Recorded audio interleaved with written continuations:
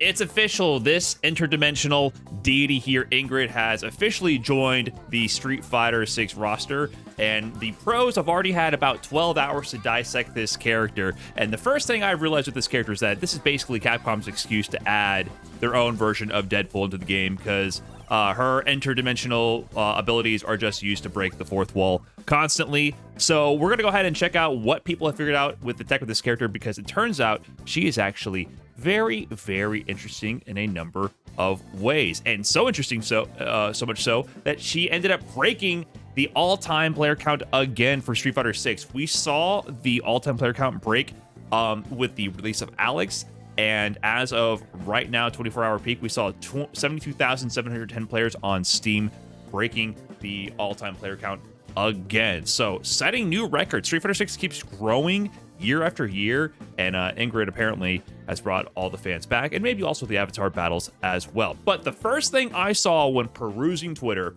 was this massive combo here that got 26,000 likes. Let's see what kind of tech the combos that are making people go crazy for Ingrid. Okay, DP starter, laser beam, laser beam, laser beam, laser beam, laser beam. Ingrid not just breaking the all-time player count, but breaking the rules of the combos for Street Fighter 6 Optic Blast. So she's firing her laser right there, but yeah, this goes on for another 20 seconds.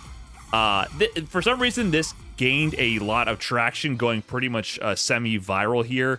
This is not a real combo. This is during the combo trials where they keep her Suncrest, her stock system, at max.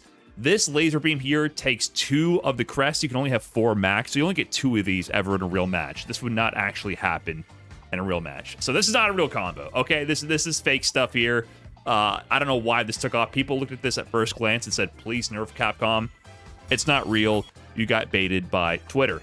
But there is some real big damage coming your way, because you know what? With DLC characters, Capcom had a history of kind of over-tuning the damage. When Bison came out, he was the poster boy for having way too much damage upon release. If you don't remember, M. Bison on release did a casual 8,000 damage for a 2-touch kill. Here we can see the example. Bomb planted. You can see the micro walk there to preserve a little bit of extra drive gauge. You get an extra OD extension right here. And with that sequence, that's an easy 8,050 damage from M. Bison. Massive amounts of damage, actually a 2-touch. And this damage was egregious. Capcom did eventually address this by adding additional scaling on the OD Psycho Crusher that pops the bomb and other damage nerfs to Bison. So he still does big damage in the right circumstances, but it's not quite as egregious as M. Bison upon release. For reference, let's check out the max damage for the recent season of DLC characters. Here's Alex's Bake Stick max damage CA combo.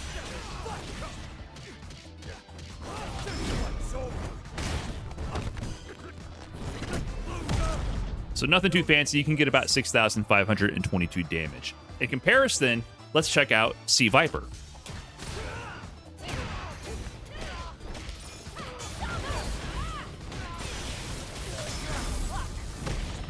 So people like to refer to Alex as being the heavy-hitting, big damage character, but here's C. Viper. She's dishing out a casual 7,100 for her max damage combo. So that's the last 2 DLC characters that Capcom has put out, a far cry from the 8,050 that M. Bison had. So what do you guys think they did instead with Ingrid this time? Well, I think they went on a little bit of a power scaling trip with this one, because just like they wanted to establish in the story mode, M. Bison is nothing compared to Ingrid. They made the mistake with M. Bison now. He doesn't do anywhere near 8K in Street Fighter 6 anymore. They instead decided to take all that damage from M. Bison and give it to Ingrid. This is Prophet. I think he has the highest damage combo I've seen anyone post so far for this character. Starting from the towards heavy punch punish counter into the sequence where you're using the laser beam, building the bombs in between, a nice little light whiff to get an extra driver extension juggle in there, into the CA, sprinkle the salts on the Ryu, season it up.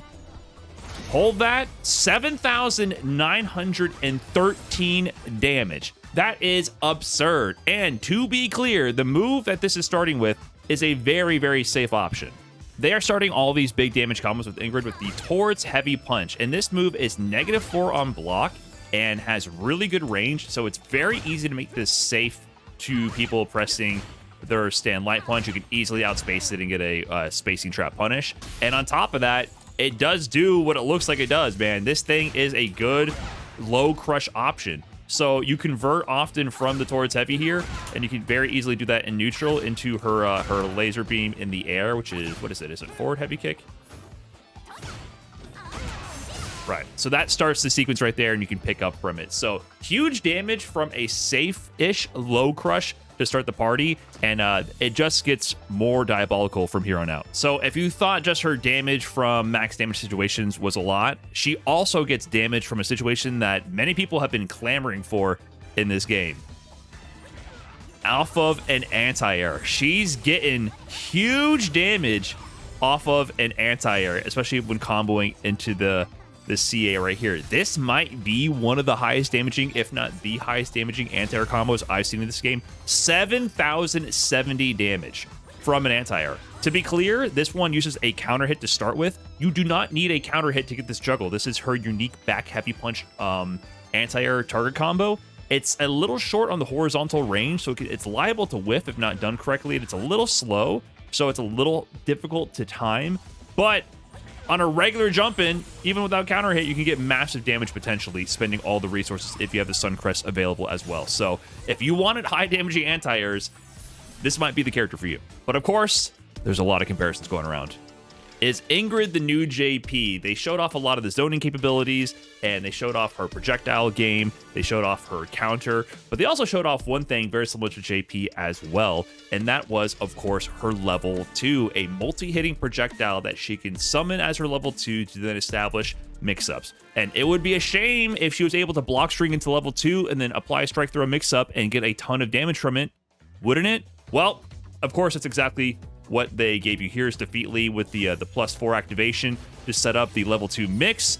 Pop that level 2. Here you go. Oh, you didn't take the grab. Hold that into a combo, building the Sun Crest in the middle of it. Pick up from that, drive rush into the Towards Heavy, level 1 conversion. That's a lot of damage for not teching the throw.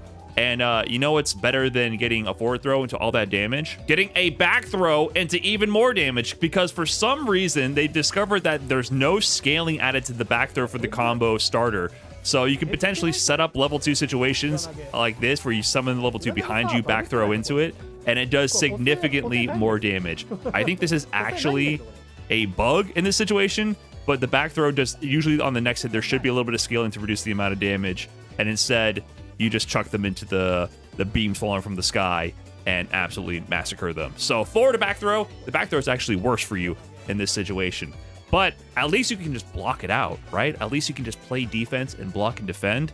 Well, you can, but your drive gauge may pay the price for this one. This is going to be 5 bars of drive gauge damage on a true block string. So if you have 5 bars of drive gauge and they set up this situation and they have the resources available, including the right number of Sun Crests as well, of course, say goodbye to drive gauge. You might just choose to drive reversal early to avoid eating this much drive gauge chip damage. So up to you. Pick your poison in this situation.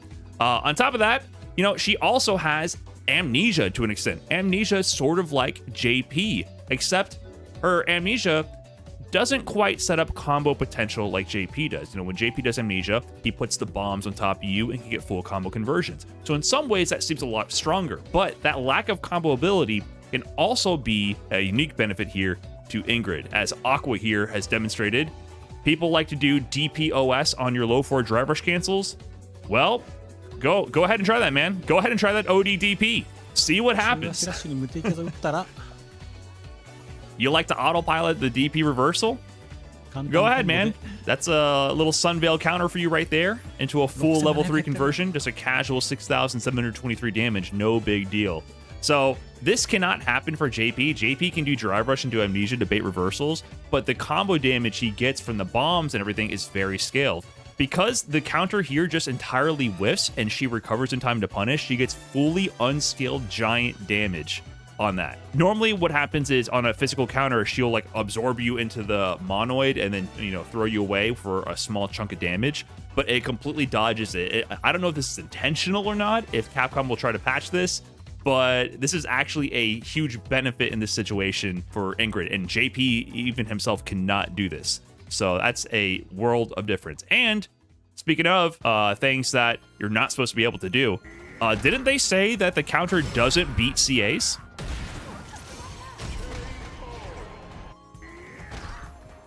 Did we all read that? Wasn't that clearly stated that the counter doesn't beat CAs?